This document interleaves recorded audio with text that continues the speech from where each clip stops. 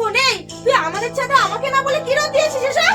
কাকিমা এখানে এক বস্তা হলুদ আছে, আমি কাকুর কাছ থেকে পারমিশন নিয়ে এখানে রোদ দিয়েছি। তবে আমার মেয়ে হলুদগুলো তোমার এখানে শুকিয়ে দিতে বলেছে, আর তার পরিবর্তে তোমাকে অর্ধেক হলুদ দেবে বলেছে। ও তাই? হ্যাঁ। আচ্ছা ঠিক আছে, তাহলে তুই এখান থেকে 10 দিন পরে এসে হলুদগুলো নিয়ে যাস। হ্যাঁ,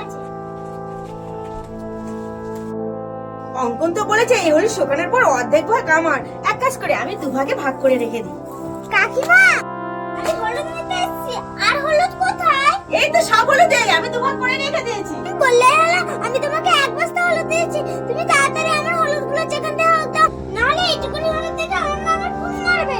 বাবু শোন না, হলুদগুলো রোদে শুকানোর পরে এইরকম ছোট ছোট অল্প হয়ে যায়। এই শোন শোন শোন, আমার এক টুকরো হলুদ দিতে হবে। তুই আমাকে চোরের বদনাম দিস না, তুই তো মায়ের থেকে শুনে নিস হলুদ শুকনো হওয়ার পরে অল্প হয়ে যায় কিনা। ঠিক আছে। 10 দিন ধরে বেকার কাটলাম।